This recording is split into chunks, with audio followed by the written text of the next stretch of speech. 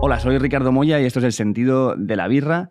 Y esto que estás viendo ahora lo podrías estar viendo hace una semana en Podimo, porque a partir de ahora tenemos todo nuestro contenido en vídeo y en audio subido a Podimo para que lo puedas ver una semana antes que en YouTube y sin anuncios. Además de, como siempre, poder consumir audiolibros, otros podcasts de gente increíble, de cualquier tipo de género, de cualquier tipo de conversación o de lo que a ti te mole.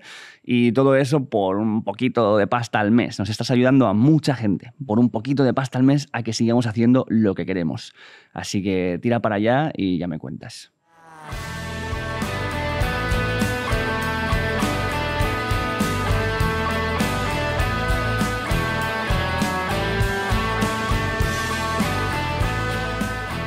Ok, empezamos. Cuando quieras. Javier Gallego, ¿qué tal? Muy ¿Cómo bien, estás? ¿y tú? Estupendo, encantado de estar aquí, la verdad. Bienvenido pues, y gracias por venir. Hacía ya tiempo que tenía ganas de que estuvieras por aquí. Más ganas tenía yo de que me invitaras al sentido de la birra. Muchas gracias, tío. Aquí un admirador, un esclavo, un amigo, un siervo. Bueno, pues ha pasado el tiempo desde que nos encontramos en aquello de la estación podcast, que estuvo muy cool. Y bueno, tú ya sabes las agendas y uno hace lo que puede para hacer lo que quiere. Pues gracias por encontrar el hueco para mí. Voy a empezar con... porque tenemos poco tiempo, que te tienes que ir de aquí... Bueno, nos podemos alargar todo lo que tú quieras. Bueno, esto ya lo veremos. Pero tienes aquí, están aquí muy cerca, que porque estuve hace poco, donde tienes la oficina, el estudio para grabar carnecruda.es, y ya estás cumpliendo 10 años, ¿no? De auto. Bueno, más. Esta es la... no, efectivamente, hemos cumplido 10 años como... A ver, es que me hago lío porque como hemos tenido tantas etapas, exactamente. Hemos tenido etapas en las que estábamos en Radio Nacional, después en la cadena SER. Esta es la 9ª temporada como programa independiente. Vale. Que son, creo, en total 10 años. Porque como empiezas a mitad de un año y acabas en el siguiente, pues sí, entre 10 y 9 años. Lo que pasa es que ya celebramos en su momento el 10º aniversario del programa como tal, que nació en 2009, con lo cual pues ya hemos pasado esa franja. Pero claro, entonces lo que me mola de esto es que ya habéis existido más tiempo como de forma independiente que estando dentro de un medio concreto. O sea, bastante más. Claro, entonces eso establece claramente la identidad de lo que estás haciendo, como que es básicamente un programa que está subvencionado de forma independiente o patrocinado de forma independiente o como lo queramos decir, ¿no? Por sus oyentes. Además, para mí, casi lo más bonito del proyecto es que el proyecto se ha convertido en lo que predicaba. Al final me parece que no solo el contenido, sino el formato de Carne Cruda ha puesto en práctica lo que los invitados, lo que los programas pretendían defender. Es decir, se puede hacer periodismo al margen de los grandes medios, se puede hacer periodismo de servicio público pagado precisamente por ese público, que son los oyentes los que nos financian. Y a mí me parece lo más hermoso del proyecto, que se ha ido convirtiendo en sí mismo en aquello que deseábamos y aquello con lo que soñábamos. Claro, además de esto, al tener diferentes, o sea, como que yo estoy viendo las diferentes formas en las que se financia un programa o un medio de comunicación, ¿no? Una es la subvención pública, que esto ya lo hemos visto, y tú has estado ahí, además, en esto, así que aquí hablaremos de esto. Otra es a través de los anunciantes, claramente, pero en este caso también los anunciantes tienen algo que decir sobre tu contenido y entonces hay algo así, ¿no? Y otras a través de las suscripciones. Hay muchos métodos de Estados Unidos que funcionan así. Eso es. Y generalmente suelen ser los que ves noticias de... Ya no solamente con criterio periodístico, sino que en un mismo medio puedes llegar a ver opiniones distintas de diferentes periodistas según el que hayan pillado, ¿no? Si te vas a un New York Times o si te vas a... O sea, como ves liberales, republicanos, ves como gente... Sí. En esto. Aquí todavía no estamos en este momento de que se pueda ir a algo tan diverso en general dentro de... Bueno, vamos a ver. A raíz de la crisis financiera, que fue también social, política, lo fue también periodística, entonces hubo muchos periodistas que se quedaron en la calle y nacieron un montón de medios que es cierto que están más bien en el ámbito de la izquierda, ¿no? Desde La Marea, Diario.es, Mongolia, incluso Infolibre, como una serie de medios que venían, de hecho, de esos periódicos que cerraron o de esas cabeceras que echaron a un montón de periodistas a la calle. Es cierto que no es como en Estados Unidos, donde es muy habitual que la gente pague por programas que le gustan y los mantenga la audiencia. Aquí ha empezado a ocurrir, y es un fenómeno más o menos extendido, el crowdfunding. Es decir, se hacen películas, se hacen cortos, se hacen discos, se hacen obras de arte también, exposiciones. Y en el ámbito del periodismo no ha estallado, pero sí ocurre. y ha ocurrido. Y de hecho, Carne Cruda es un ejemplo de permanencia en el tiempo. Nosotros cuando empezamos, yo pensaba que eso iba a durar un par de años. Claro, hasta dónde claro, aguantes. te pega el subidón del inicio de venga, sí, vamos a hacerlo, porque además fue una idea que nació de los oyentes. Cuando me echaron de 2 emisoras, primero una pública y una privada, pues dijeron, la única manera de hacer esto es que lo paguemos nosotros. Sigue adelante, no paréis. Y yo pensé, bueno, primero os pega el subidón, pero después igual esto se desinfla. Y no nos ha desinflado. De hecho, empezamos siendo 2 personas y ahora somos un equipo de 10. Claro, es que eso es importante y eso marca mucho cuál es la evolución ya no solamente del proyecto en sí, sino de una forma de consumir, que eso también es guay, ¿no? Como cuando tú ves que en un lugar donde todo estábamos establecido de una manera, llegas con otra propuesta y empieza a funcionar, también abre camino para otra peña y eso es súper interesante. Sí. Aquí ocurren varias cosas. Una es que la relación que tiene el oyente con un programa en el que participa también como productor ejecutivo de la obra, claro, es distinta a cuando tú escuchas un programa que están pagando otros. Al final, tú formas parte del proyecto y te involucras de una forma muy particular. De hecho, yo digo que nuestros oyentes son militantes, en el sentido de que lo mantienen como mantendrían un proyecto político, como mantendrían... Y hay una parte, evidentemente, política en lo de mantener Carne Cruda. Y eso hace que la audiencia sea casi más importante cualitativa que cuantitativamente. Nosotros tenemos una audiencia cuantitativamente importante para ser un podcast, pero sobre todo es que es una audiencia muy participativa, que siempre está ahí, que lo recomienda, que te habla, que habla de ti a sus familiares, amigos. Yo me encuentro un montón de gente que me dice, yo te escucho porque mi primo... Joder, claro, está ahí pesadísimo. Bueno, sí, efectivamente. O sea, la gente da mucho la turra con Carne Cruda. Además, como llevamos muchos años, al final hay mucha gente dando la turra a mucha otra gente y eso ha hecho que el proyecto haya ido creciendo a lo largo de los años, se haya mantenido y haya aumentado no solo el número de oyentes, sino también el número de profesionales, de participantes que lo hacemos posible. ¿Y qué factores crees, si pudieras identificarlos, que generan esta comunidad o este tipo de oyente, ¿no? Tan participativo y tan... pues esto? Bueno, yo creo que, uno, la necesidad de que haya otros canales de información, otras formas, otras perspectivas, otras voces que no suelen aparecer en los medios generalistas. Es algo que siempre nos destacan en Carne Cruda. Nos dicen, me gusta mucho que haya otras visiones que no suelo encontrar en las cabeceras principales o en los medios de comunicación o emisoras generalistas. Eso uno. Otro factor yo creo que es la honestidad con el proyecto y que hemos tenido siempre una fiabilidad para el oyente de, oye, no os habéis vendido, no habéis cambiado la línea editorial. De hecho, por manteneros fieles a esa línea editorial, os han ido tumbando y echando de sitios. Y eso también ha hecho la fidelidad de un lado ha dado lugar a la fidelidad del otro.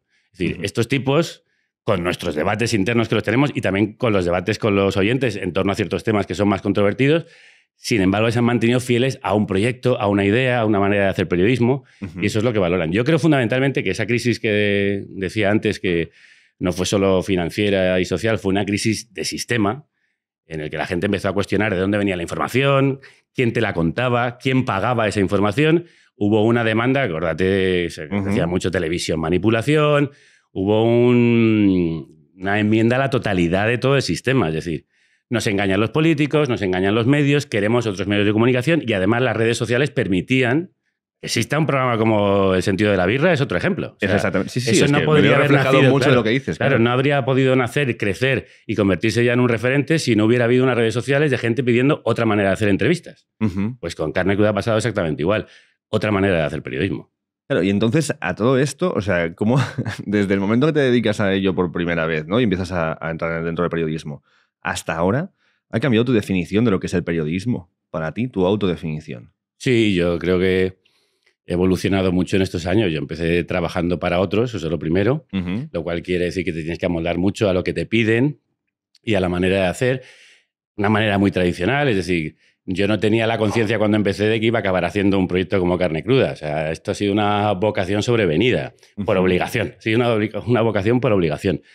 Entonces, bueno, estás más acostumbrado a trabajar a las órdenes de otras personas y creo que tenía una visión mucho más tradicional de lo que era el periodismo y no una visión tan rebelde que creo que proviene de los años de la rebeldía, precisamente en la que todos empezamos a tomar conciencia de, oye, esto no funciona, aquí fallan muchas cosas. Igual habría que señalar las grietas de ese enorme monolito que nos han vendido que es intocable e intachable y que no lo es. Entonces, a partir de ahí yo tuve una toma de conciencia, igual que le pasa a mucha gente con el 15M. Yo lo empecé a tener unos años antes, cuando empieza Carne Cruda, que yo quería desde el inicio que fuera un programa contracultural y contrainformativo, pero ese sentimiento y esa conciencia fue creciendo a lo largo de los años. Y cuando de repente la gente sale a la calle, yo me sentía muy reflejado. Creo que por eso también la gente se sentía muy reflejada en el programa.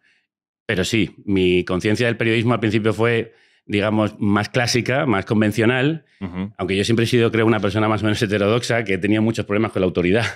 Sí, en general. Sí, en general. Tengo un problema de desobediencia. ¿Pero desde siempre te ha venido esto? Desde siempre. He sido muy contestón y muy protestón. ¿En el Insti la montabas como...? Bueno, no sé si la montaba, pero vamos, siempre he tenido una sensación de que la autoridad es algo que me oprime y contra la que he sentido casi una respuesta instintiva. No me gusta que me ordenen si no está argumentada esa orden. Porque sí. Porque sí, porque soy tu padre. Porque soy tu padre, ¿no? Esta cosa siempre he tenido yo un problema con ella y de hecho creo que me lo dijo una vez un oyente. Dice, yo creo que más que un tío de izquierdas tú eres un tío desobediente. Ajá. Un poco insumiso.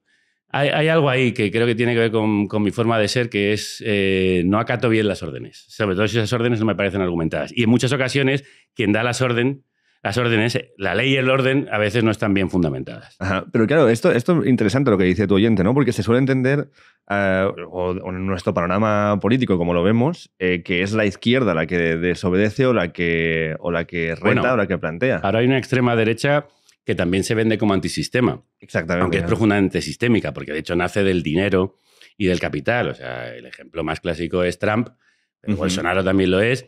Y aquí hay ciertos medios de extrema derecha que se venden como rebeldes frente al sistema, pero en el fondo participan de las subvenciones que da su parte ideológica del sistema y provienen de grandes empresarios y de grandes fortunas. No se puede decir que la rebeldía esté ahí, aunque ellos se venden como rebeldes. Y de hecho hay todo ese movimiento globalista de la internacional neoconservadora que se vende como los libertarios. De hecho, han tomado la palabra libertarians como, bueno, nosotros somos los adalides de la desobediencia.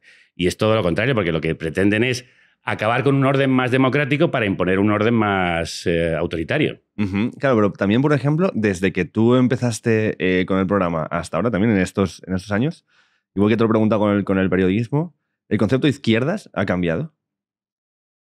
Sí, yo creo que, claro, la palabra izquierda además ha estado tan teñida de ideologías que tienen ya más de un siglo y que han tenido en algunos casos una aplicación nefasta. De hecho, se le insulta a la izquierda con la palabra comunista, ¿no? Ahora se le llama comunista todo el que sea medianamente progresista, ¿no? Es el facha, pero del otro lado. Efectivamente, ¿no? Es una palabra que está muy teñida de muchas connotaciones, a veces no positivas, ¿no? Pero sí me da la impresión desde hace tiempo que hay una definición de la izquierda que sale más allá de esa etiqueta que pueden ser los clásicos anarquismo o comunismo, ¿no? Yo me siento más deudor de la palabra anarquista o libertario en el sentido tradicional político del término que de la palabra comunista, ¿no? También mi conciencia política ha ido evidentemente evolucionando. Y creo que hablar de izquierda en el siglo XXI no tiene nada que ver con la izquierda que reinó en el siglo XX, ¿no? La izquierda que viene del XIX. Evidentemente que bebe de conceptos similares, de teorías políticas como el materialismo dialéctico, como el marxismo, etcétera, de una visión de la... Porque cuando tú lees a Marx dices, bueno, lo que se decía en el 15M tenía mucho que ver con muchos de los postulados de lo que es el marxismo como teoría política de análisis de la realidad. Pero sí que es verdad que a mí cuando se le disparan ciertos conceptos a la izquierda que me parece que vienen del pasado, creo que la izquierda está en otro sitio. Yo tengo discusiones con mi padre, que es una persona muy conservadora, y siempre cuando me habla como de ese comunismo soviético. Y claro, digo, es que la gente que somos de izquierdas en el siglo XXI no somos soviéticos. No queremos la Unión de Repúblicas Socialistas Soviéticas. O sea, estamos hablando de una mezcla de progresismo, anarquismo, ideología libertaria y básicamente la defensa de los derechos humanos, de la Declaración de Derechos Humanos de 1948, que se ha convertido en algo progresista, cuando en realidad tendría que ser algo compartido, ¿no? A todos los niveles, tanto por derechas como izquierdas. Casi nos hemos encontrado a veces la izquierda defendiendo la democracia liberal, o sea, defendiendo el liberalismo clásico, porque el neoliberalismo lo que ha hecho es pervertir una etiqueta que puede tener cosas interesantes, como es el liberalismo político y las democracias liberales en las que pretendemos vivir. He tenido alguna vez, recientemente en el programa hablábamos de esto, ¿no? Es que hemos llegado a un punto en que la izquierda ya casi renuncia a sus grandes postulados utópicos para defender un básico, la democracia. Vayamos a ver si salvamos la democracia y luego ya vamos con las utopías, ¿no? Exacto, tiramos un poco para atrás. Pero esto lo hablábamos aquí con Ballín, con Pedro Ballín, que estuvo hace poco, que él decía que aquí la palabra liberal o el concepto liberal es algo que se ha tirado más hacia la derecha, cuando si te vas, por ejemplo, a Estados Unidos, la izquierda son los liberales, ¿no? Y es lo que se tendría que, o la forma en la que se entiende. De hecho, Ballín yo creo que es un buen ejemplo de ese liberal clásico que se toca mucho con el progresismo. O sea, Ballín está muy cerca de postulados de Podemos en algunos casos, que se considera aquí un partido comunista de izquierdas, cuando en realidad se tocan muchos lados con la socialdemocracia, con la democracia liberal y con ese liberalismo clásico del que él proviene, sí. Entonces, aquí, ¿tú estarías de acuerdo con lo que plantean, que no hay una representación política del liberal clásico? En España nunca. Yo creo, de hecho, que la gran tragedia en España es que el liberalismo no ha existido y nace, de hecho, de la mano de los monárquicos. O sea, los liberales son monárquicos en España. ¿Cómo es esto? Bueno, de hecho, en la Constitución de 1812... que se considera, bueno, la gran constitución liberal española, son los monárquicos los que la apoyan. Es decir, nunca se acaba de desligar el liberalismo de la monarquía. Evidentemente no defiende una monarquía absolutista, que defienden los monárquicos tradicionales, pero no se acaba de desligar de una institución que no deja de ser la representación del viejo orden, del antiguo régimen. Entonces, esa creo que es la gran tragedia de España, que no existen los liberalismos ni los liberales al modo británico, ni siquiera al modo francés. Entonces, siempre ha estado ligado a una cierta idea de conservación. Por eso no es un liberalismo progresista. De hecho, aquí los que se adjudican la etiqueta de liberales, desde Esperanza Aguirre hasta Isabel Díaz Ayuso, están muy lejos, muy lejos, muy lejos de lo que es un liberalismo avanzado, ¿no? Es que no hemos tenido liberalismo en España, desgraciadamente. De hecho, cuando había el turnismo entre liberales y conservadores, no había una gran diferencia. Eran caciques todos ellos. Era un cambio de cromos, el amiguismo y el enchufismo que son tan, bueno, yo creo que tan tristemente consuetudinarios en España, se han mantenido tanto por los conservadores como por los no tan conservadores que se llamaban liberales. Esto, Gerald Brennan habla de que la gran tragedia de España también es precisamente que nunca se abandona ese caciquismo del antiguo régimen, sea cual sea la ideología que está. Entonces yo creo que sí, que todavía no hemos llegado al liberalismo en España. Quizá cuando lleguemos, entonces, claro, yo siempre hablo de que aquí falta una derecha civilizada. Y perdón por las personas que se sientan de derechas, pero me refiero, ¿en qué sentido? En el sentido de que muchas veces ha estado unida la derecha en España a sistemas muy autoritarios o totalitarios. Los que han impuesto finalmente, cuando las cosas se desmadraban, volver a la ley y el orden y volver a sistemas de dictadura. O sea, desde Primo de Rivera hasta el franquismo, pasando por sistemas monárquicos muy absolutistas.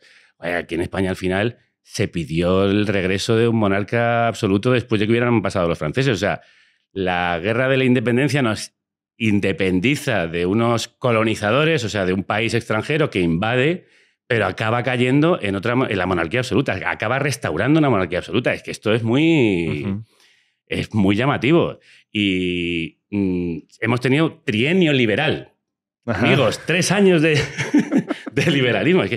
Es que esa es la tristeza de España. O sea, que en el fondo es un país al que le cuesta mucho avanzar. Yo creo que es como la yenca, ¿no? O sea, un pasito para adelante, 3 para atrás. O no me acuerdo si era así el baile de la yenca, pero en fin, que no terminamos de avanzar porque no terminamos de asumir algunas de las ideologías que en Europa ya tienen más de siglo y medio y han estado perfectamente asentadas. Aquí la derecha siempre ha estado ligada al conservadurismo más romano, católico, apostólico.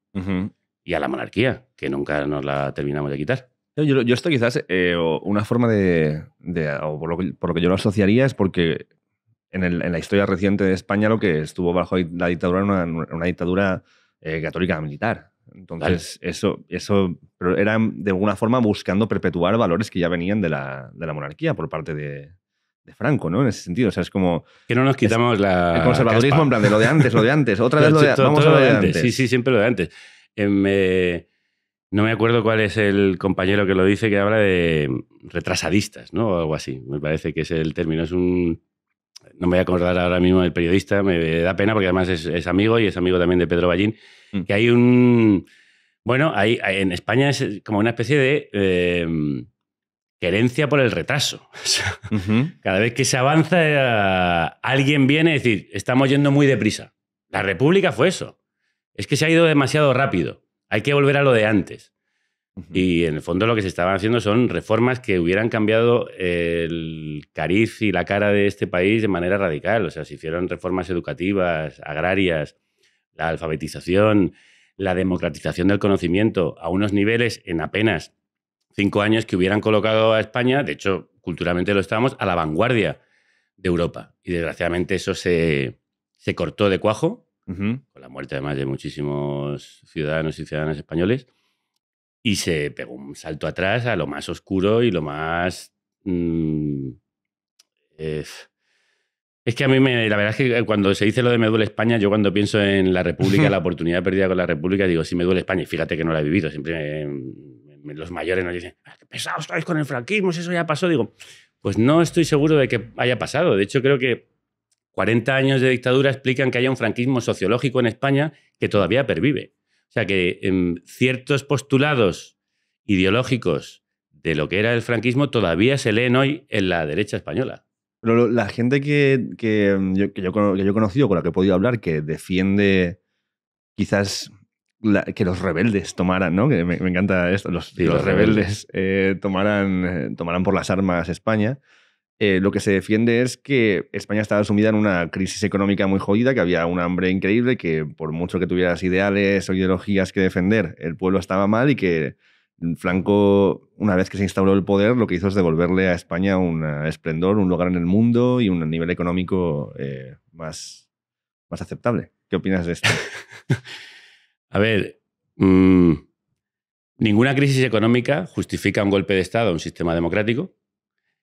Ni siquiera una crisis institucional, como se dice que había en la República, justifica un golpe de Estado que divide a la sociedad en dos, que acaba eliminando a la mitad de una población o intenta eliminar a la mitad de la población, como de hecho expresamente se decía desde la propaganda franquista, hay que eliminar a los rojos, es decir, estos no son españoles, hay que eliminarlos. Nada lo justifica. Aquí hubo un consenso claro en el 23F, ya reinstaurada la democracia, de que no podíamos volver atrás, de que a pesar de la inestabilidad no era aceptable ningún golpe de Estado militar que volviese a enfrentar a los españoles, que rompiese el país y que instaurase un sistema autoritario. Eso nadie lo pone en duda, pero sin embargo sí se pone en duda que ocurriese en la República. ¿Por qué? Porque el franquismo tuvo 40 años de adoctrinamiento para hacer creer a los españoles que no había otra solución que hacer caer un sistema democrático, que era un sistema democrático en el que habían gobernado también las derechas. Un sistema además democrático, que eso sí que fue avanzado en España, que impuso la sociedad en la calle, o sea, que la gente salió a la calle, la República se proclamó en la calle, que eso fue lo fascinante. O sea, que el rey se dio cuenta de que, el rey Alfonso XIII, de que tenía al pueblo en contra, porque las elecciones municipales habían dado un resultado clarísimamente favorable a todos los partidos republicanos y antimonárquicos. La gente sale a la calle, instaura una democracia con todas sus inestabilidades, que además son inestabilidades que se vivían en toda Europa. Era el momento de las grandes ideologías, ¿no? El comunismo y el fascismo. España está evidentemente en el centro de esa batalla. Se dice siempre que si Europa hubiera salvado la democracia en España, probablemente hubiéramos eliminado y evitado la Segunda Guerra Mundial. Lo que pasa es que Europa no quiso enfrentarse al fascismo entonces y se tuvo que enfrentar al fascismo después. Si los ingleses y los franceses hubieran decidido intervenir en la Guerra Civil Española defendiendo la República y defendiendo la democracia, probablemente hubieran evitado que Alemania e Italia iniciaran una Segunda Guerra Mundial con el fascismo.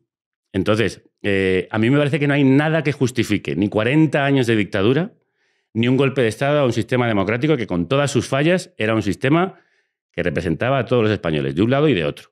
De hecho, los propios monárquicos también estaban representados y fueron ellos los que financiaron y potenciaron ese golpe de Estado.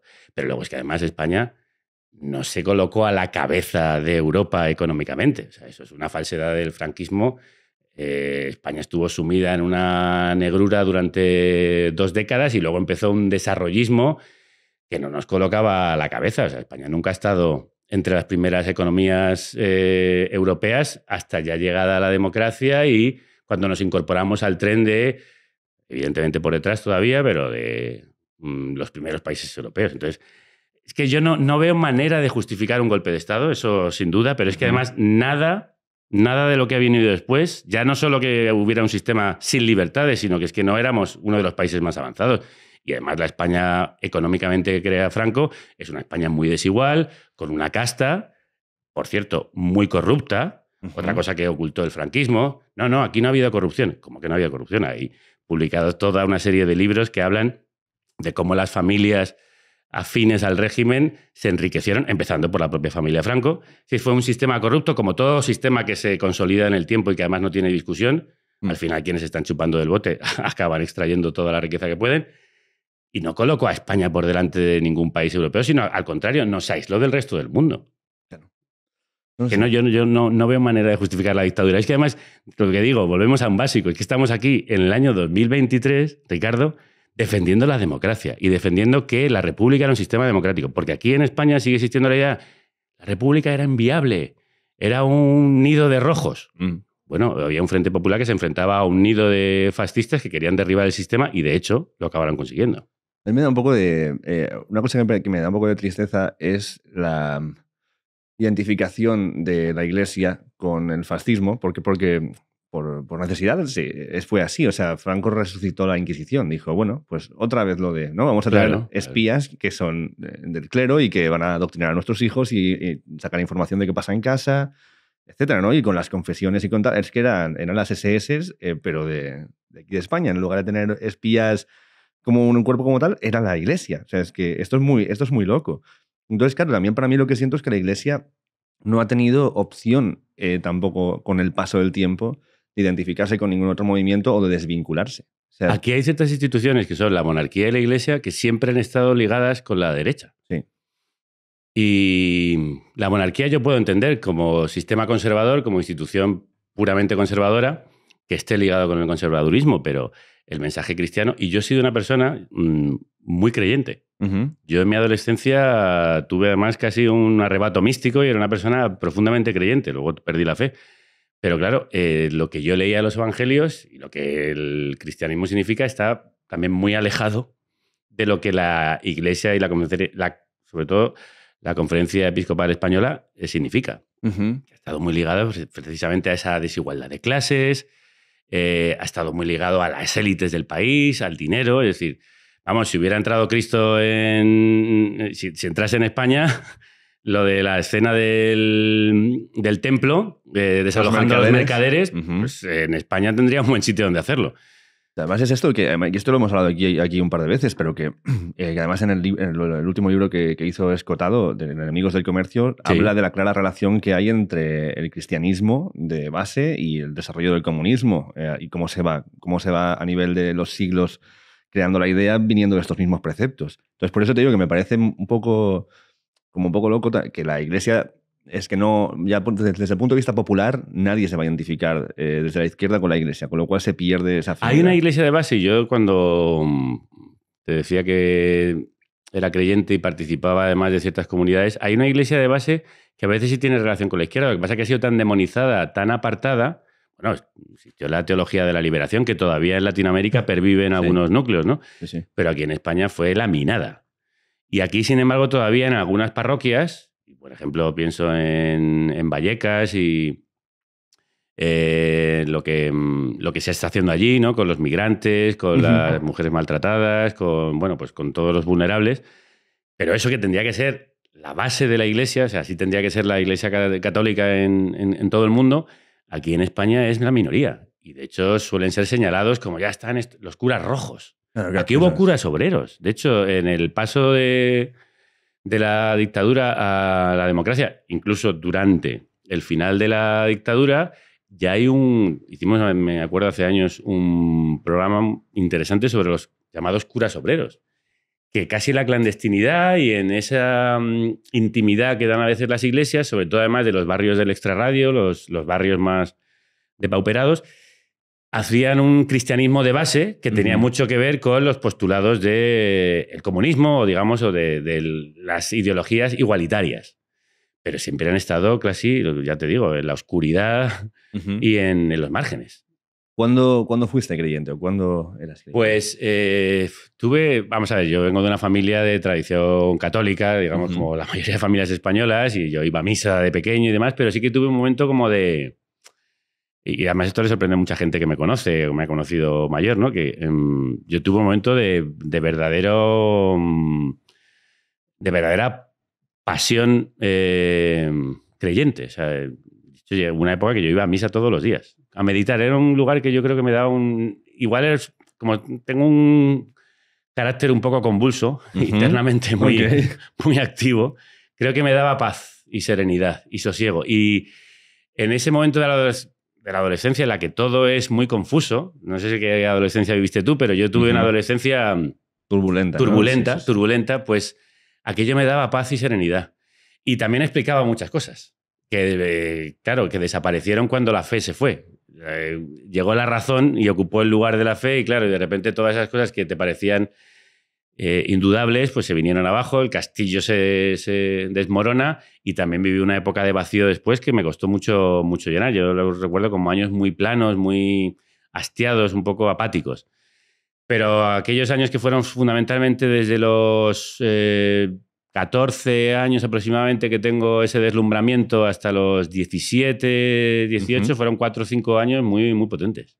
Y era como, o sea, ¿los sentías como de alguna manera en concreto? O sea, ¿cómo identificabas esa conexión espiritual? Era, antes he dicho así, un poco exageradamente, como un arrebato místico. Ajá, sí, pero... Bueno, porque además lo predicabas, decías a la gente, hablabas sobre Bueno, Jesús. yo iba a una congregación de jesuitas, donde, bueno, pues reflexionábamos mucho sobre las escrituras y sobre el cristianismo y tal, y sobre, bueno, el trabajo de base y demás. Sí, yo hablaba abiertamente de ello. De hecho, yo llego al instituto y caigo en un grupo de amigas, todo chicas, de familias progresistas, digamos, hippies, como se decía entonces, tus amigas hippies, ¿no? Sí. Y claro, yo era el rara avis, era una especie como de marciano entre ellas, a las que fascinaba un poco el tipo ultracreyente, ¿no? No en un sentido, eso, como estamos diciendo, de la institución, sino que yo creía mucho en el mensaje. Y son cosas que no se pueden explicar. O sea, creo que tiene que ver con el misticismo, también tiene que ver con la mitificación, ¿no? Tú mitificas a una figura, en este caso Jesucristo. Creo que además en la adolescencia todos tenemos necesidad de absolutos. Yo necesitaba ese absoluto que lo explicase todo y que me hiciese encontrar mi lugar en el mundo, un sentido de la vida, que uno busca así en abstracto.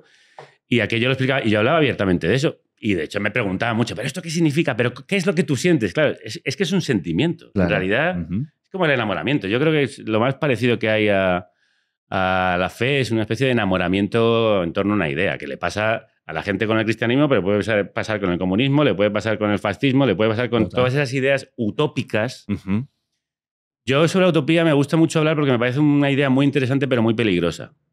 Porque la utopía lleva a la distopía. O sea, ¿Cómo es esto? Sí, porque los absolutos son imposibles en la vida real. No son realistas. De hecho, por eso son utópicos, ¿no? Es verdad que es la isla hacia la que hay que caminar, ¿no? Hacia la que hay que navegar. Y me parecen interesantes las ideas utópicas, pero los utopismos son los que han llevado a estas ideologías totalitarias que han masacrado a millones de personas en el mundo. Tanto en la izquierda como en la derecha. Y me parecen interesantes como ideas, pero me parecen muy peligrosas, por lo que te digo, porque la utopía lleva a la distopía. Eso es casi inevitable. Pero cuando algo tiene que ser, esto tiene que ser así, claro, de esta manera. Es que la única manera de imponer la igualdad de clases se ha demostrado por el momento que ha sido, desgraciadamente, a través de una revolución sangrienta y de un sistema totalitario. Ojalá podamos ir hacia la igualdad a través de otros caminos, de razonamiento y demás. Pero lo que hacían los fascismos o lo que hizo el comunismo en ciertos ámbitos, desde China a Rusia, ha sido imponer una utopía de manera distópica. En realidad, claro, es totalmente eso, ¿no? Cuando buenísimo, no había pensado cuando el nacimiento de la idea, creo que estaríamos todos de acuerdo, ¿no? Que todos los seres sean iguales, ¿no? En oportunidades. Por supuesto que somos diferentes. Yo creo en la diversidad humana, pero que en el nacimiento intentemos eliminar las diferencias entre los seres y que todo el mundo parta desde el mismo punto, algo que ahora es ya casi inviable, ¿no? Pero bueno, es interesante ver cómo esas ideas que son tan hermosas en su planteamiento pueden ser tan terribles en su ejecución. Claro, es que es que me ha hecho gracia el verlo de esta manera, no me lo había planteado así, pero claro, tú tienes la idea de esto tiene que ser así porque está clarísimo, ¿no? Entonces, claro, pero la única forma de que sea exactamente como tú quieres es quitarte del medio todo el que no piense que tiene que ser así, porque si no hay que pactar, dialogar y llegar a un acuerdo. Claro. No. Yo tengo muy claro que tiene que ser esta manera. Esta es la idea buena. ¿Qué es esta, tío? Entonces, claro, si esto es una empresa y tú fueres el jefe y dices, bueno, ¿no te gusta? Pues te despido. Claro. Pero en la vida de todo el mundo no puedes despedir. Se despedía mucha gente, claro. Claro, se pero despedía hacia el más te allá. despido con una bala en la cabeza. Efectivamente, o sea, claro. es muy loco, claro. Yo esto lo he pensado mucho muchas veces de ciertos activismos, da igual la parte ideológica, es lo de siempre, ¿no? De ciertas formas de ver la acción política, que es, vale, ¿cuál es? O sea, tu propuesta es que todo el mundo tiene que pensar de golpe como tú, porque no estás generando opciones. En plan de, esto es así, ya, vale, esto es así, es una premisa tuya. Eso es tu visión de las cosas, sí. Pero entonces, y está muy bien que exista esa visión. Ahora, hay que hablar con todo el mundo porque existe mucha gente que no piensa de esa manera. No, pero es que son unos hijos de puta los que... No, espera. Cuidado. Cuidado que está pasando aquí. Y yo creo que estamos muy ahí ahora mismo. No sé cómo lo ves tú. Estamos muy polarizados, sí. Yo creo, de verdad, hay gente que me ve como un extremista de izquierdas y yo creo profundamente en la pluralidad de las democracias. O sea, entiendo que haya gente conservadora, entiendo que haya mucha gente que no piense como yo y de hecho me gusta dialogar y tengo... porque participo en tertulias de televisión, cercanía con algunas personas que están ideológicamente en las antípodas, pero con las que puedo hablar y en las que a veces me siento reflejado en algunas cosas y con las que puedo llegar a puntos de encuentro. A pesar de que nos encontremos tan lejos en el punto de partida, pero a veces encuentras puntos en común y creo que la riqueza de una sociedad democrática está en eso. Y desgraciadamente estamos ahora mismo en los polos opuestos, ¿no? De yo tengo la razón. Si soy de izquierdas, tanto como si soy de derechas, lo que digo yo va a misa. Exacto, claro. Y sí, desgraciadamente, creo que las redes sociales, que tienen tantas cosas buenas, que hablábamos al principio, ¿no? También están dando ese nivel de polarización extremo en el que no se puede discutir con el que piensa diferente, sino que simplemente se le demoniza, se le criminaliza, se le insulta.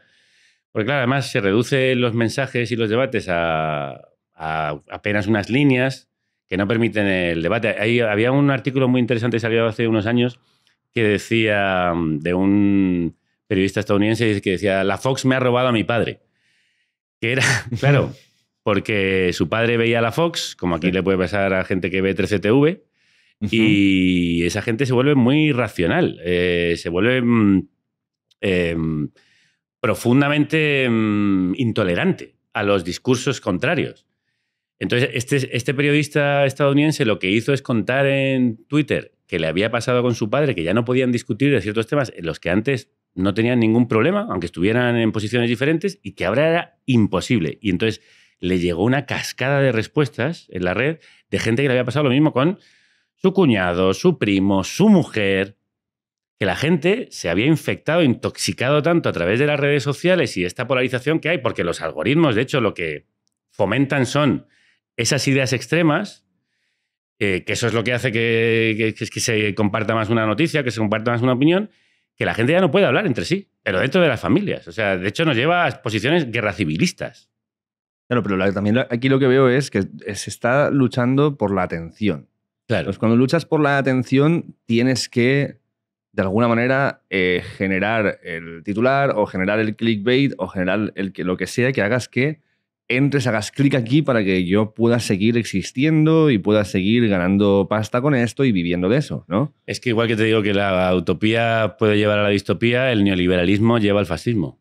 Es decir, cuando el capitalismo es extremo, es decir, lo único que busca es el beneficio, ¿Qué es lo que da más beneficio? Pues aquello que apela al cerebro reptiliano, es decir, aquello que apela a las emociones más básicas, a los instintos más salvajes, y eso es lo que funciona, eso es lo que en redes se distribuye más rápidamente, eso es lo que tiene éxito en el clic, y entonces, ¿a qué nos lleva? A mentes intolerantes, cerradas, cerriles, y a un fascismo, ya no te digo como ideología política, sino a un fascismo mental.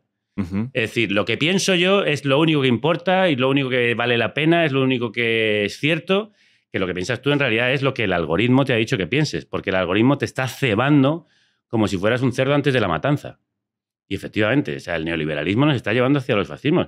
Esta máquina de construir público y de captar la atención, lo que tú decías, que en realidad es toda una maquinaria para mantenerte siempre enganchado, una especie de Matrix que metido por aquí, lo que te convierte al final es un fascista. Pero también yo pienso que Peña, que está en el ámbito absolutamente opuesto a nivel político y en pensamientos más extremistas de una parte izquierda, también alimentado por el mismo. Te he dicho fascismo no ideológico, vale. sino El fascismo un fascismo mental, como, como la idea de la intolerancia, ¿no? Como de imponer mis ideas por encima de las tuyas, cueste lo que cueste, incluso a costa de tu propia vida. O sea, me refiero a ese tipo de fascismo mental.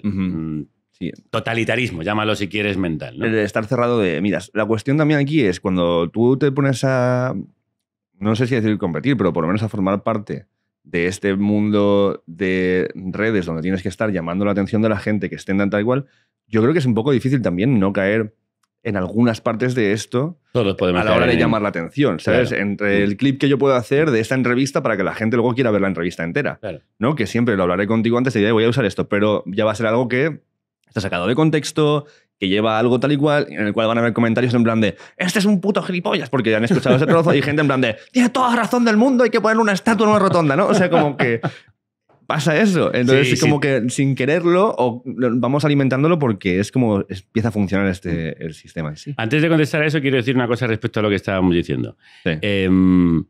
Es verdad que hay extremismos de izquierdas y extremismos de derechas, pero yo cuando se comparan quiero hacer una diferenciación fundamental. Vale.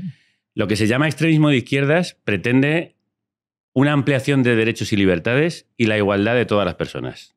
Creo que por eso no, o sea, el ser humano debería estar de acuerdo en ese básico. Hablas de la pretensión, más allá de la aplicación y bueno, de la aplicación, claro, efectivamente. Pero quiero decir que lo que se llama extremismo de izquierdas, en el fondo lo que pretende es la aplicación de la Declaración de Derechos Humanos y la igualdad de las personas y la omisión y la desaparición de las diferencias. Y sobre todo, otorgar libertades y ampliar libertades para todos. Dicho lo cual, yendo a tu pregunta, es cierto que el periodismo tiene un gran peligro de caer en eso del clickbait y de esta voracidad que tenemos todos por conseguir oyentes, por conseguir lectores, porque nos hagan casito. Y de hecho, claro, eso creo que es la gran batalla actual del periodismo.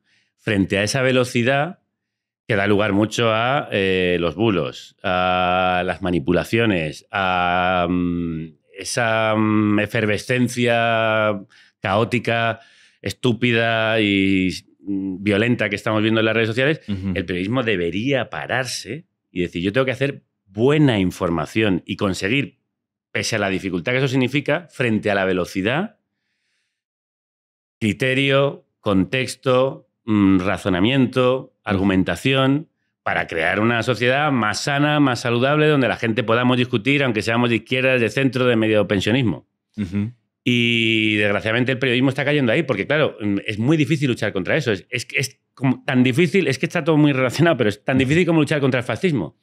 Porque la idea de que ese ha venido a quitarte el trabajo, de que ese es tu problema, que el problema no eres tú, de que el problema no es el mercado que tiene la vivienda por las nubes, sino el problema es que es un inmigrante que viene desde África que te va a quitar el piso y te lo va a ocupar, eso es mucho más fácil de hacer creer que desmontar todo ese discurso con datos, con información, hacer que la gente se pare, piense, lea más allá del titular y del subtítulo, lea una noticia entera, entienda, por ejemplo, que las sociedades avanzadas, todas ellas, empezando por la más rica y, digamos, el imperio actual, que es Estados Unidos, se creó por la aglomeración de inmigrantes. Y ahora, claro, Europa es un país de emigración constante. O sea, nosotros hemos estado emigrando y seguimos haciéndolo, pero hemos estado emigrando hasta hace 2 días. Pues desmontar esa manera de pensar de que la emigración es el problema, es el origen de todos los males, lo que hace que tú no tengas trabajo, vivienda, etcétera, o la emigración es la que viola a tu mujer, la que mata a tu niño. Desmontar todo eso que se dice en un titular es mucho más difícil y requiere parar y hacer tu trabajo, que es el trabajo que tenemos que hacer los periodistas. Es decir, chicos, tenemos que dar la información frente a la desinformación. La intoxicación creo que es el gran mal que vive ahora la democracia, no solo el periodismo, y la intoxicación es que es muy rápida. Tiene la mentira que se decía que tiene las patas muy cortas, desgraciadamente tiene las patas muy largas. Sí. Y muchas patas. Y muchas patas. Y entonces no podemos, claro, es nuestro trabajo no caer ahí, o sea, no caer en esa provocación del sistema. Claro. Por eso vuelvo a decir, el neoliberalismo lleva a todo tipo de fascismos mentales, porque lo rápido, lo inmediato, lo reptiliano, o sea, la satisfacción urgente, ¿no? Como de, dame lo que quieres, que en el fondo nos estamos convirtiendo en un gigante. O sea, como me acuerdo siempre el sentido de la vida, la película de Monty Python, sí, en el gordo este que va comiendo hasta que estalla. Eso somos nosotros en este momento. Esa es la sociedad occidental en este momento. Un gigantesco gordo atiborrándose de tartas que va a estallar. Es que en esta parte, en la parte en la que nos, ¿cómo decirlo? La que nos comunicamos entre nosotros y con el mundo a través de juntar un montón de ideas individuales de cada persona en representaciones políticas, ¿no? Yo creo que estamos en un momento jodido precisamente por esto, porque es todo tan individual que para que entre en mucha gente en una misma cosa o a lo que votar, no va ya de la ideología, ya no va de que estés de acuerdo y se cree algo conjunto, va de quién gana el concurso de popularidad. Un partido de fútbol, ¿no? También, ¿no? Fútbol. Yo creo que la gente vota casi como va al campo de fútbol. Ese es el problema. Entonces, cuando pasan estas cosas, depende del tipo de populismo que hagas, porque todo el mundo hace populismo, entonces pues se puede hacer un populismo de una forma o de otra, ¿no? Populismo de mi barrio. Exactamente. Pero hay una... O sea, sí que está claro que, por ejemplo, lo veía mucho en Trump, que es, si sueltas tantas, cada día, tantas, que tienen que ir una por una desmintiéndolas, no da tiempo. Entonces, a la que están buscando cómo decir, no, pero es que esto precisamente no es lo que está diciendo, porque fijaros que... No, pero ya ha dicho otra, ya ha dicho 7. Claro. Y ha dicho 20. Y entonces hay una sobreexposición de premisas al aire que no están contrastadas para nada y que es lo que está diciendo alguien para que tú creas como cree, que no da tiempo desmontar de ninguna manera. No da tiempo. Es un trabajo global que hay que hacer, porque de hecho se está repitiendo en el siglo XXI, el siglo XX. Es decir, estamos peligrosamente en los años 20 del siglo XXI repitiendo lo que pasaba en los 20 del siglo anterior. Y efectivamente es una tarea global que va desde la información y desde el periodismo hasta la educación. O sea, hay que educar a unas sociedades que sepan leer los medios, que sepan contrastar lo que les llega. Una sociedad comprometida y responsable con su propia sociedad, que sepa, oye, cuando me llega una cosa por WhatsApp, pues no la cojo y la difundo sin más. A ver quién me lo ha mandado, qué significa esto. Te metes en internet, macho, haces un... Esto lo decía... Ahí estoy con los nombres fatal. Bueno, otro periodista, que ahora me vendrá el nombre. Ya nadie puede decir... Es que ya no... O sea, nadie tiene la excusa de decir que no ha podido contrastarlo. O sea, que, sí, que es que es tan fácil como meterte ahí y mirar de dónde viene, cuál es la fuente, de dónde vienen las cosas. Pero el problema es que, como tú dices, lo otro va muy rápido y la educación va muy lenta. Claro, la educación son años, la información bien hecha son meses. Entonces, es una lucha muy desigual. Pero no podemos darla por perdida. O sea, hay que librarla igualmente. ¿Qué es esto? Y además, ¿qué es lo que decías tú del algoritmo? Para mí, el algoritmo es un mecanismo conservador, claramente, que te va dando lo que predice que te va a gustar por lo que estás consumiendo. Pero en tu mano está... yo lo tengo mareadísimo, el algoritmo. Porque, claro, porque si estoy en Twitter sigo al ABC, sigo a La Vanguardia, sigo a La Razón, sigo al Mundo, sigo a todos. Sí. Luego en YouTube vas mirando el canal de este que piensa un poco más como a ti te mola, este que no, pero que lo dice cosas interesantes, este que para nada lo que... Y vas mirando tal y cual, al final te van llegando cosas de un poco todo. Y en tu mano está hacer un contraste de la información que te está llegando. Pero claro, requiere un poco de trabajo por tu parte. Requiere más tiempo. Todo requiere más tiempo. Claro. Pero lo que tenemos ahora mismo que luchar es por darnos tiempo, en general, en nuestra vida, en nuestro ocio, con nuestra familia. O sea, cuidarnos a todos los niveles. Significa cuidar el planeta, significa cuidar tu sociedad, significa cuidar tu familia y significa cuidarte a ti. Cuidar todo eso. Y eso significa darte tiempo. Darte tiempo para la información que recibes. Darte tiempo para la información que difundes. Darte tiempo para educarte y no ser una marioneta movida por los hilos del sistema en el que vives. Date tiempo para leer, para contrastar, para formarte, para ser un ciudadano responsable. Creo que esa era la gran enseñanza del 15M. Si algo tenía que nos unía a todos y a todas es que lo que te está diciendo es que la sociedad depende también de ti. Te han dicho que no, que entregues un voto y que te olvides el resto del tiempo, pero en el fondo lo que te estamos diciendo aquí es, al contrario, una sociedad mejor la hacen ciudadanos mejores. ¿Cuál es el problema? Claro, que no llegas a fin de mes. Que no puedes pagar la hipoteca, que tienes 3 trabajos, que tardas 1 hora y media en ir y volver del trabajo, que llegas machacado. Y entonces no tienes tiempo. No tienes tiempo, no tienes energía y no tienes... Claro, así se construyen... O sea, es que es Matrix. Perdóname. Es que es Matrix con además... Qué visionario fue aquello, ¿no? Bueno, también lo es 1984, también lo son muchas de las novelas distópicas, pero con el añadido de que nosotros estamos formando parte de Matrix contribuyendo a la maquinaria, en el sentido de que nos hemos convertido en gran hermano porque nosotros damos toda la información de quiénes somos, qué estamos haciendo, con quién nos relacionamos, o sea, estamos dándole al sistema toda la información sin necesidad que el sistema venga ni a buscarnos ni a vigilarnos. Estamos generando todo ese contenido para un montón de plataformas que no nos pagan por ello, que nos quitan un montón de tiempo, pero que se están haciendo millonarias a costa de tu tiempo, el tiempo que no estás pasando con tu hijo, con tus colegas, el tiempo que no dedicas a ir al cine. Entonces nosotros somos los que hemos creado Matrix. Eso es no sé si viste la película Cube. Claro, me encanta Cube. A mí me parece que eso es lo más cercano a lo que realmente ocurre. No existe un gran cónclave de señores, el Club Bilderberg, pensando cómo manejarnos, que sí. Los que Illuminati. Los Illuminati, que sí, que por supuesto hay confabulaciones, judeo-masónicos, intereses, efectivamente, y los empresarios arriman el asco a su sardina. Pero no, el problema es que todos hacemos el sistema. Es que yo hice la tuerca, tú hiciste el tornillo. A mí me dijeron que hiciera tuercas, a ti te dijeron que hicieras el tornillo.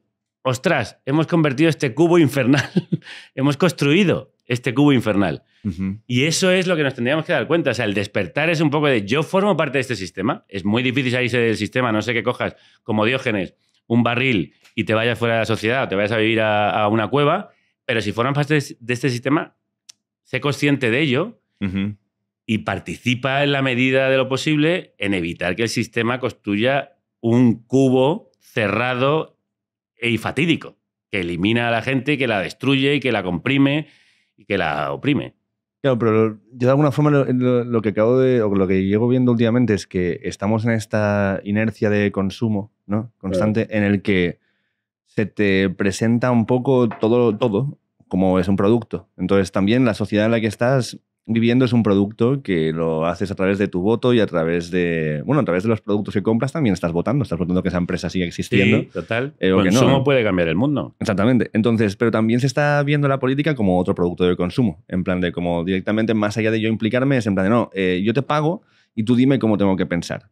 Y ya está. Más fácil. O sea, entonces, y no solamente dentro de los partidos políticos, dentro de la información también. Me parece como que muchas veces mucha gente utiliza a la gente que creáis información y que hacéis periodismo como gurús o como mesías. Y entonces en plan de, no, yo pienso, y entonces hablas con esa persona y lo que te repite es lo que has hecho tú hoy en el programa. Sí. Y es en plan, ¿pero has contrastado esto? ¿Has pensado más allá? No, yo ya estoy aquí. Estoy alineado con este. Estoy enchufado aquí para que me digan cómo pensar. Eso está muy bien. Y Magda Bandera, la directora de La Marea, siempre dice que nosotros tenemos que incomodar también a nuestros lectores y a nuestros oyentes. Y generar oyentes críticos también con nosotros. Aparte de hacer autocrítica, que es una manera también de generar una audiencia crítica, generar gente que se cuestione lo que está escuchando y lo que está viendo. Y es cierto, lo que acabas de decir es absolutamente cierto. O sea, que al final nos alineamos con el que piensa como nosotros y todo lo que se sale de ahí lo desechamos. Y es muy interesante que, incluso aunque tú tengas una cercanía ideológica con ciertos programas o con ciertos medios de comunicación, con periodistas, etcétera, que leas más cosas, que escuches más cosas y que nosotros tenemos, fíjate, antes que te decía la audiencia militante, tenemos unos debates con los oyentes, a veces en algunos temas, tremendos, ¿eh? O sea, que puede parecer como, no, el oyente de carne cruda piensan todos igual, van todos ahí como una manada, a la de una, pues no, ¿eh? Y de hecho, es un oyente muy formado y muy lector y muy activo, donde no le puedes dar cualquier cosa porque muchas veces te cuestiona lo que le das. Eso yo creo que es un gran logro del programa. Por supuesto que es un tipo de oyente alineado con pensamientos progresistas y de izquierda, pero hay mucha diversidad y muchos debates. Yo me paso no poco tiempo a veces contestando mails razonadamente porque hemos hecho esto, pues fíjate, pues lo hemos hecho por esto. O sea que creo que tienes toda la razón, que lo que nos pasa es que votamos como vamos al partido de fútbol o como si fuéramos a misa, que leemos y escuchamos los medios que piensan como nosotros para afianzar nuestro sesgo ideológico y que nosotros como periodistas debemos contribuir a lo contrario. O sea, a la pluralidad, cuestiónate también lo que yo te digo. Es mi visión. Yo siempre digo, vamos a ver, el editorial que yo hago al inicio del programa no es palabra de Dios, es mi manera de ver las cosas. Después de haber leído a mucha gente. Después de haber leído a gente en La Vanguardia, en el ABC también. O sea, yo, por ejemplo, antes de escribir un artículo de opinión, siempre leo mucho lo que piensa la derecha. Claro, para ver... Bueno, pues para ver cuáles son sus argumentos. Porque para construir los míos también muchas veces tiene que ver como cuál es el pensamiento del otro lado. O sea, no es porque yo ya sé más o menos lo que piensa la gente que piensa como yo, pero me cuesta a veces más pensar como piensan otros. Y a veces también para construir un argumento que sea sólido, tengo que ver cómo me cuestionaría a mí mismo. ¿Y quién me cuestiona mejor que el que está en el otro bando ideológico, no? Claro.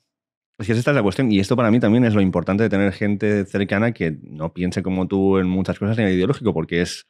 Y que tenga respeto y también interés en hablar contigo y que sea tu colega. O sea, yo tengo a mi tu padre. Familiar. Claro, exacto. Tengo unas discusiones con mi padre que dan para un sentido de la birra, ¿eh? Pero es que eso es guay. O sea, para mí eso es enriquecedor siempre que estemos desde el punto de vista del respeto, de te respeto como persona. Porque siempre pasa a veces en plan de, es que todos estos piensan que tal y cual. Digo, tío, pero si tu primo es así, no, pero con él se puede hablar. Claro. Eso está muy bien. Y con los demás que piensan de esta manera, no.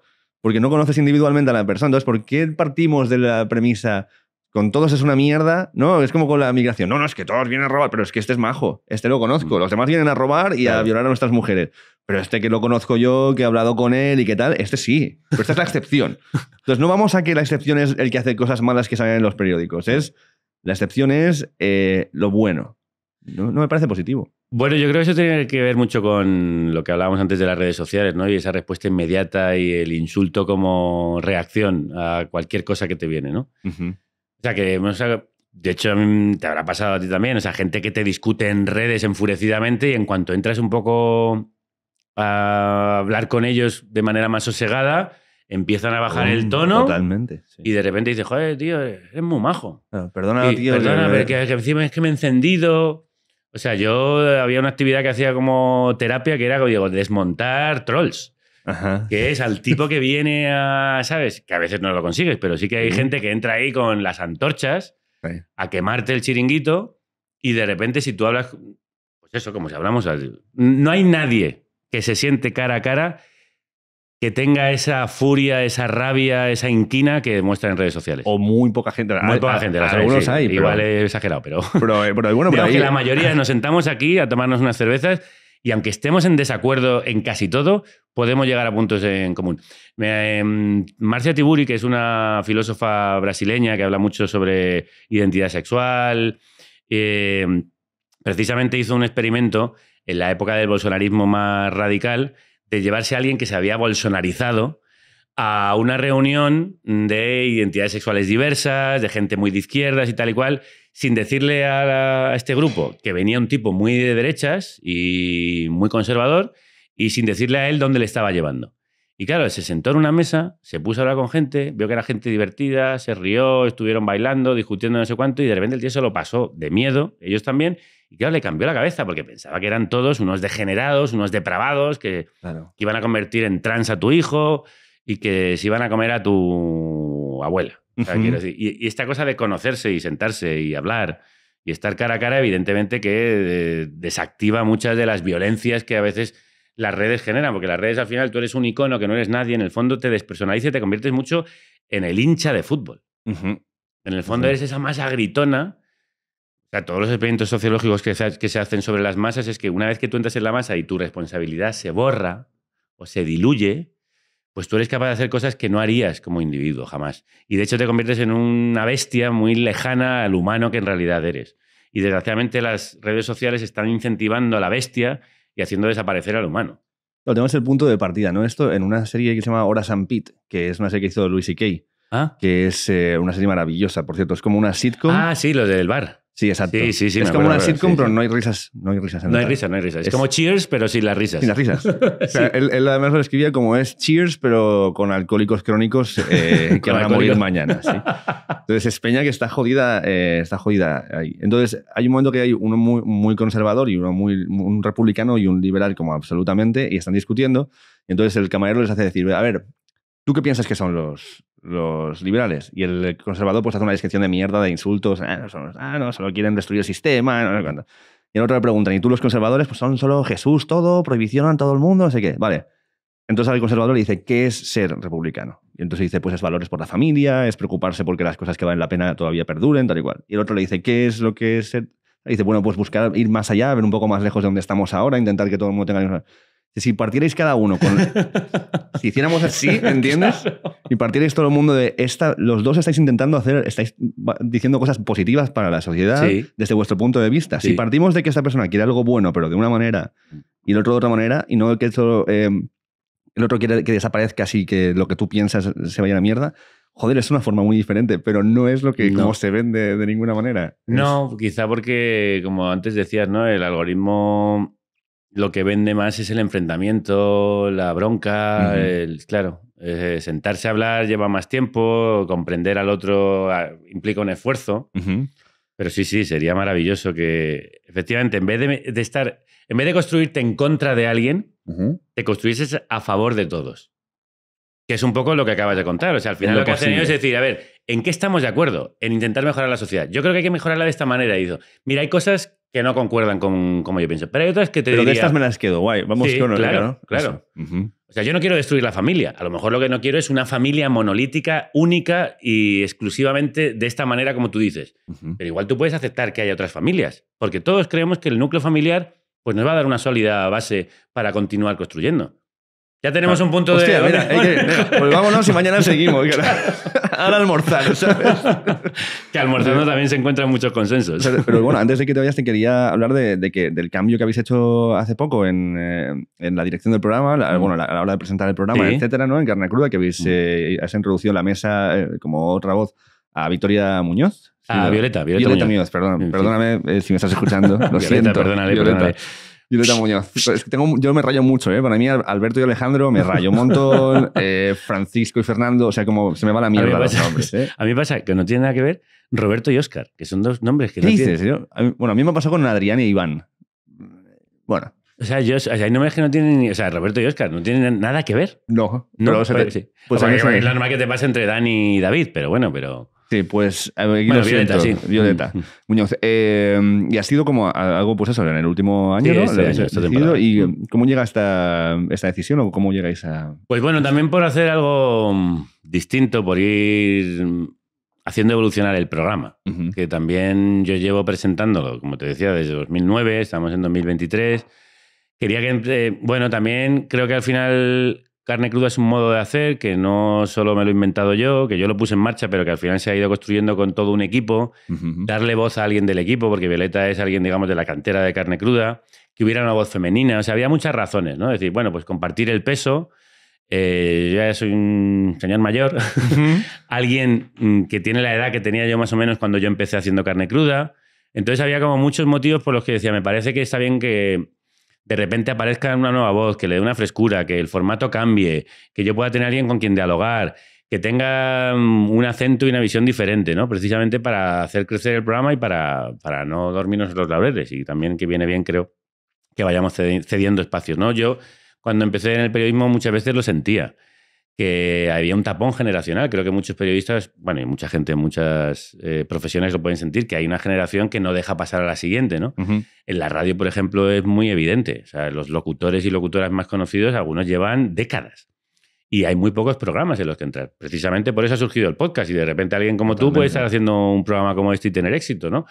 pero en la radio convencional no tienes ese hueco. Y bueno, pues me parecía que era también una manera de poner en valor esto, ¿no? La peña va a flipar cuando vea la duración de esta entrevista con lo que tendríamos para hablar. Yo me puedo quedar un poquito más. ¿Ah, sí, seguro? Un poquito más, sí, porque llegan como y media, tienen que montar como 20 minutos más, me puedo quedar. Vale, vamos, si tú quieres, sí, que yo sí, tío, pero si al revés, si yo estoy haciendo, estoy apurando por tu curro, tío. Pero bueno, estamos cerca, así que es verdad. Estoy al lado. O sea, me dejo caer rodando y llego. Yo quiero saber cómo nace el proyecto Carne Cruda, al principio del todo, antes de... O sea, mira, yo di muchos tumbos. ¿tú eres baterista? Yo soy baterista, poeta, sí. Pero vamos, mi profesión, mi carrera, lo que yo estudié es periodismo sí. En la Complutense, y luego hice el máster de Radio Nacional y empecé a trabajar en Radio Nacional, en Radio 3, a principios de este siglo, de hecho a finales del anterior, en el año 1999, con un programa que se llamaba Especia Melange, que era, Especia Melange era la especia de Dune, del libro de Herbert, que luego llevó... Bueno, lo que he oído, tío, o sea, he entendido, espéciame el ángel. No, es como... Hacíamos muchas bromas con eso. ¿En serio? Claro, porque a la gente le decíamos el nombre del programa y decía, ¿espéciame el ángel? Espacio... ¿Melanjo? Pero que suena como a slang para drogarse. Oye, ¿me especias el ángel? Te voy a especiar el ángel. Ponme una rayita. Especia el ángel. Especia melange, que era esa sustancia que se tomaba en Arrakis y en ese mundo de ciencia ficción que creó Herbert en la novela, que después llevó David Lynch a la pantalla. Sí.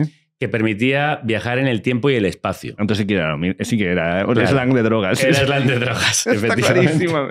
Y entonces yo hice este programa, y ahí empecé yo. Yo empecé haciendo ficción en la radio, haciendo dramáticos, haciendo un serial en Radio 3. Y después, cuando se termina ese contrato, empiezo, que te decía, a dar tumbos, ¿no? Fui profesor de periodismo, de radio, de realización radiofónica en la Pontificia de Salamanca. Luego entré en la SER y estuve colaborando con Tony Garrido. Hice un programa en Cadena SER después sustituyendo a Javier Cansado, que era un programa de humor que hacíamos, se llamaba De 9 a 9 y media. El nombre lo puso él, que iba evidentemente de 9 a 9 y media, y nosotros hacíamos un programa de actualidad y humor. Después acabé... Estoy resumiendo mucho.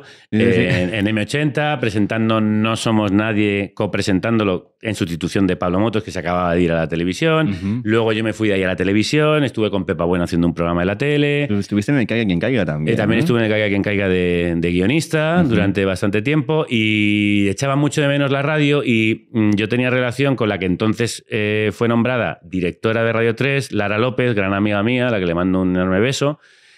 Y hablé con ella de, quiero volver a la radio, me gustaría hacer algo. Y dice, preséntame un proyecto. Y entonces yo le presenté Carne Cruda, que además lo presenté de una manera muy curiosa. Esto me ayudó mi pareja de entonces, Ana Alonso, que ahora es la directora de Ser Podcast. Otro beso para ella. Y le presenté un CD con una galleta que era un filete y lo metí en una bandeja de estas de carne y lo mandé a Radio 3 con también un dossier en el que explicaba un poco que quería hacer lo que te decía antes. Una especie de programa que fuera la serie B de la realidad y de la actualidad, ¿no? E incluso la serie Z, ¿no? Como ir a los márgenes, a las grietas, a lo que no se ve, lo que no sale en las portadas, lo que está siempre en las contraportadas, y que fuera contrainformativo, contracultural y agitador. Y a Lara le encantó, porque le recordaba también a los primeros programas de la Radio 3 de los 80, Caravana de Hormigas, Tiempos Modernos, que eran programas pues muy rompedores, un poco agitadores, con un lenguaje también que se salía de la norma, ¿no? Y de hecho, cuando empezamos con Carne Cruda en Radio 3, al principio nos criticaban bastante porque hablábamos mucho. ¡Poned música, coño! ¡Cállate ya! ¡Cállate la puta boca! Y pon música. Y claro, encima metiendo... No era tan político al principio, era, digamos, más contracultural, ¿no? Era un programa de entrevista, bueno, lo que sigue siendo Carne Cruda. Y así empezó, en el año 2009, pues que yo necesitaba volver a la radio, y que tuve la suerte de que Lara López andaba por allí y me dijo, preséntame un proyecto, y lo aceptaron. Tanto ella como Diego Manrique, que era entonces el subdirector.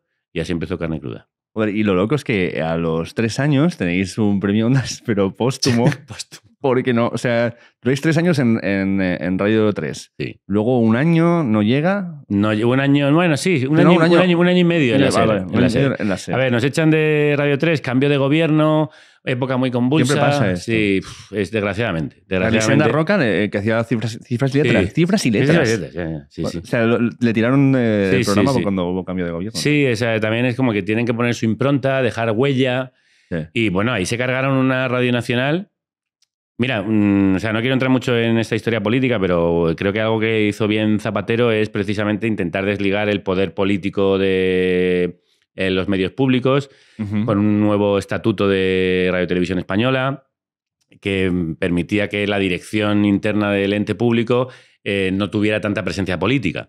Y eso hizo que Radio Nacional, que era una radio que estaba como muy adjudicada al régimen de turno, pues se convirtiera más en una radio de periodistas, que creo que ahora de hecho es lo que se está defendiendo y que precisamente los profesionales ya están movilizados de, oye, esto no tiene que ser un órgano de propaganda en manos de un partido político concreto. El que esté en el momento. Eso es. Y entonces, sin embargo, en aquella época, cuando llega Rajoy, el PP decide que tiene que ser su órgano de propaganda. Y entonces acaban echando a Toni Garrido, a Juan Ramón Lucas y al final a Ana Pastor y al final me toca a mí también.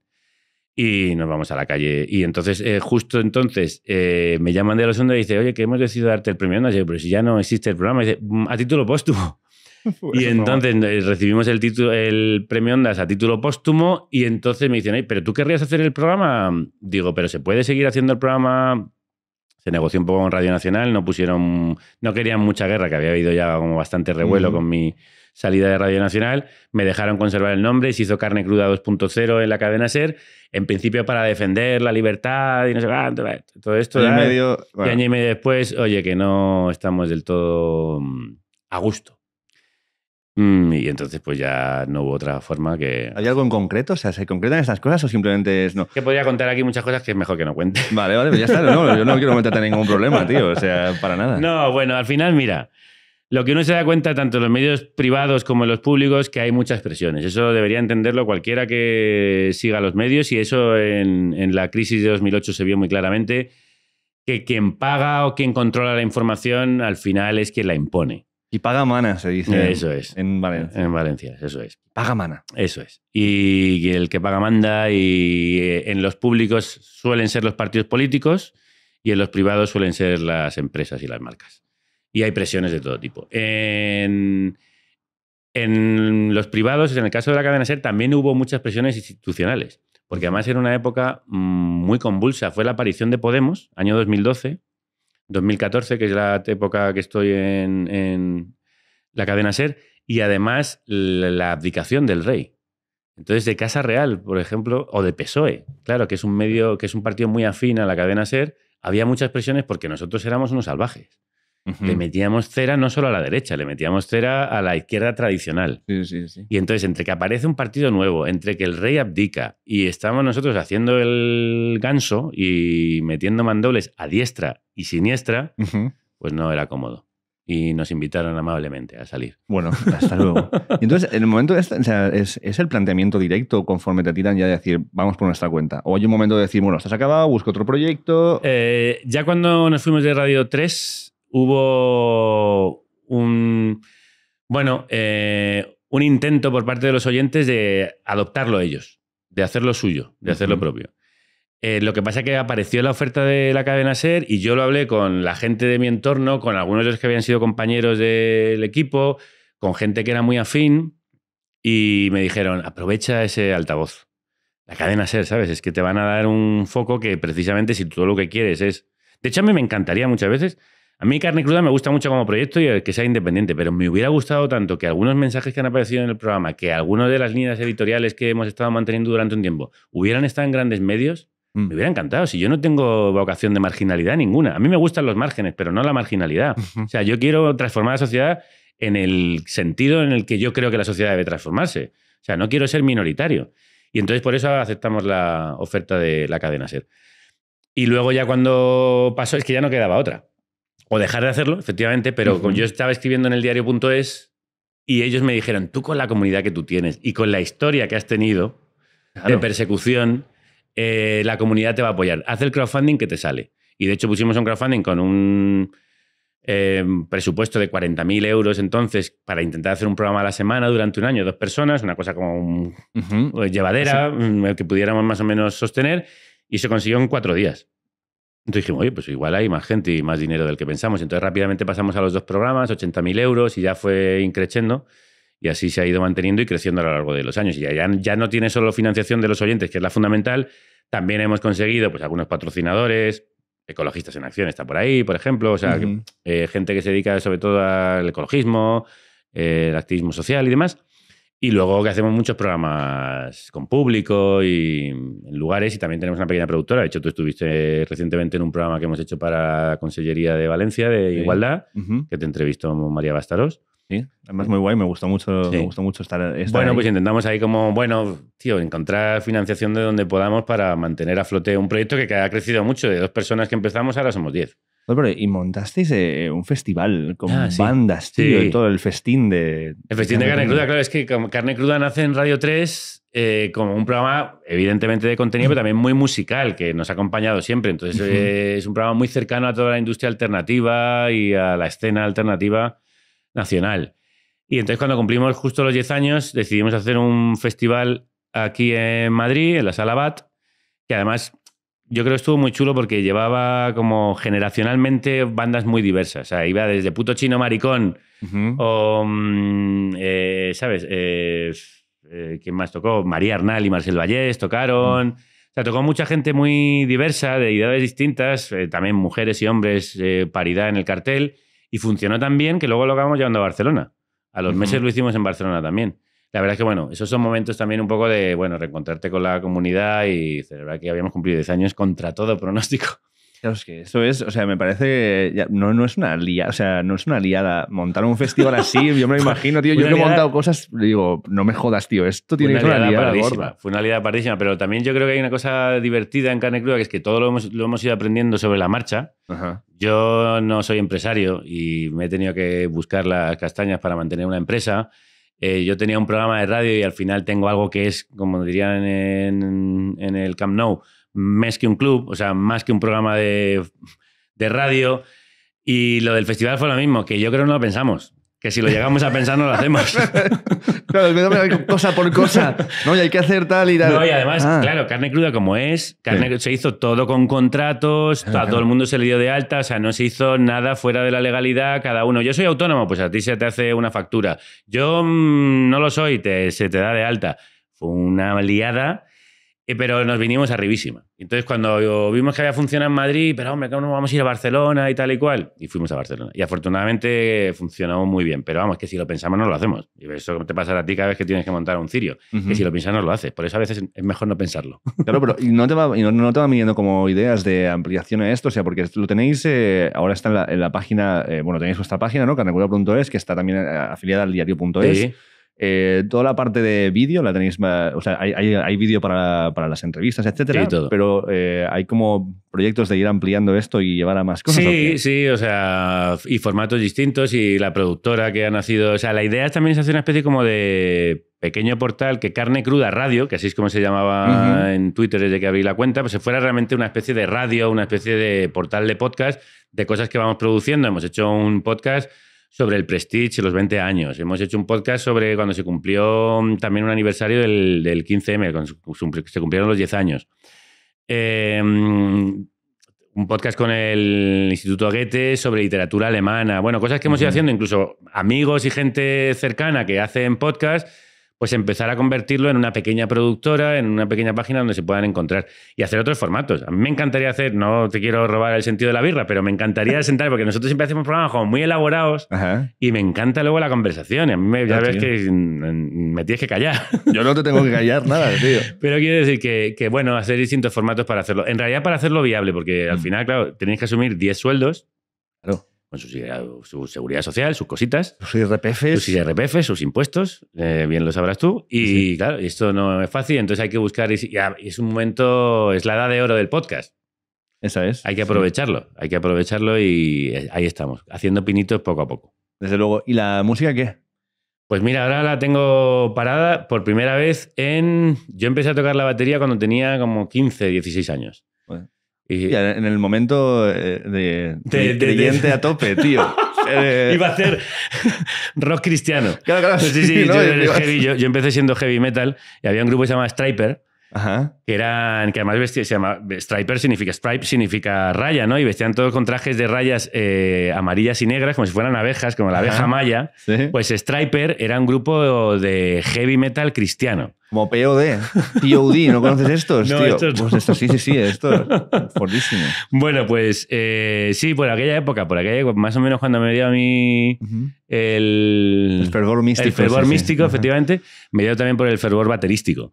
Y ahí empecé y bueno, pues tuve un grupo en los 90, un grupo grunge que sacó con Subterfuge Records, se llamaba My Criminal Psycho Lovers, que bueno, tenía una cierta fama en aquel momento y yo tenía muy poco, tenía 17, 16 años cuando empecé a tocar, tocaba muy mal. Pero bueno, con eso giré por España y tal, en una época de efervescencia también de la escena nacional. Estaban haciendo el indie, lo que ahora ya es una escena consolidadísima, entonces estaban haciendo. Y fue muy divertido, yo lo recuerdo como algo muy divertido, de pasarlo muy bien, viajando mucho, tocando con mucha gente, las salas empezaban también, la Sala Maravillas en Madrid, la Sala Revolver, de la Sala Maravillas nació luego el Festival de Benicàssim, o sea, bueno, pues esos años 90, que son los años de mi primera juventud, porque la juventud ahora dura mucho. Claro, sí, son varias, sí. O sea, son varias. Y yo lo pasé muy bien, pero luego tuve otro grupo que se llamaba Insecto, después otro que se llamaba Dead Capo, que hacíamos música instrumental así cercana al jazz, otro que se llamaba Forastero, en la misma línea, así un poco música de banda sonora. Y ahora estoy con un compañero, un compositor de bandas sonoras que trabaja para series y para películas, que estamos haciendo un proyecto de batería con piano y electrónica y tal, pero estamos ahora mismo un poco parados porque él tiene mucho trabajo y yo también. Y bueno, a ver si lo sacamos adelante. Pero es la primera época en la que no tengo un grupo en funcionamiento tocando en salas, que siempre ha sido algo que he llevado en paralelo con mi carrera radiofónica. Pero también me he puesto a escribir y entonces, claro, no puedo hacerlo todo. Claro, ¿y en casa tocas y tal para tú desquitarte o qué? Sí, de hecho tengo una casa que tiene un sótano. Precisamente para tener una batería y poder tocar, y de hecho poder tocar con colegas. Me mudé hace poco porque yo ya daba mucho la turra a los vecinos. ¿No tenías la eléctrica? Tengo la electrónica, tengo una electrónica. Pero aún así también, ¿eh? También soy Sí. Y claro, es que el bajo, o sea, el bombo no lo vas a... La vibración, Exacto, así, es horroroso. Entonces los vecinos al final siempre se quejan. Pobrecito mío, yo tenía hasta mí, que decir, con tu tarima y todo esto, pero sí, inevitable. Entonces, pues estoy en una casa con sótano, precisamente para intentar no darle el coñazo a nadie. Y bueno, tengo muchas ganas de retomar, porque a mí la música siempre me ha dado mucho aire. O sea, creo que es una de las actividades que me da una sensación de libertad. Si a mí alguien me dice sensación de libertad, la música. Eso de dejarte llevar un poco, de suspender el pensamiento lingüístico y dejarte llevar por el pensamiento sensorial y musical, que además dicen que el cerebro humano cuando está tocando un instrumento es cuando más se enciende más que la ciudad de Vigo, las luces del cerebro. Pues a mí la música me da la vida y siempre la he mantenido. A veces de manera un poco más profesional, a veces incluso compaginándola con mi actividad principal, que es el periodismo. Lo que pasa es que, como te decía, ahora también estoy escribiendo y llega un momento que tengo el tiempo limitado. O sea que... Pero sí, para mí siempre ha sido esto la música también, ¿eh? La capacidad de cómo estás asociando tu... Bueno, que es verdad que tú tienes tu carrera musical ahí. Sí, ahí está por... Sí. O sea, ya te molestaré a ver si tenemos una reseñita. Juntos, sí, claro. Bueno, eso también está... Bueno, y además no tenías el disco sacando... Ahora, pero eso te tienes que venir a presentarlo te lo voy a pasar para que lo escuches primero. Te tienes que venir a presentar la carne cruda. Puedes escucharlo y cambiar de opinión. Vamos a dejarlo... Oye, Ricardo, ¿te acuerdas aquello que te hablé? Bueno, es que no me hueco. Es que si al final ya no hay programas, si lo estamos ya no lo vamos a hacer. O sea, sí. No, pero además así hablamos del sentido de la birra, que también apetece. Sí, tío, me gustaría muchísimo. Pues ahora sí que te dejo marchar, que tienes un programa que grabar. Se están esperando diciendo, pero este tío... ¿Qué pasa, tío? Pues que me ha puesto de cervezas y me empieza a venir de arriba, me venía arribísima y... Exacto, pero no descartemos hacer una en el futuro. Oye, estaría muy bien, ¿eh? Sí, pásame el disco. Vale. Que tengo muchas ganas. Además, mira, mañana viene Kevin Johansen al programa, fíjate. Incluso aquí también vendrá... Ah, mira. Creo que mañana también, tío. Bueno, nosotros lo haremos en directo, igual tú lo sacas más tarde, claro. Sí, eso, ya habrá salido. Cuando salga Kevin Johansen, ya habrá salido en carne cruda. Por eso, pues nada, aquí viene Kevin Johansen, luego tienes carne cruda y todo queda en familia. Luego vamos tú y yo, hacemos un disco con Kevin Johansen y ya está, tío. Todo lo que sea. Tío. Bueno, muchísimas gracias por estar aquí. De verdad. Y gracias, gente, por vernos todo este rato. Nos vemos a la próxima. Adeu.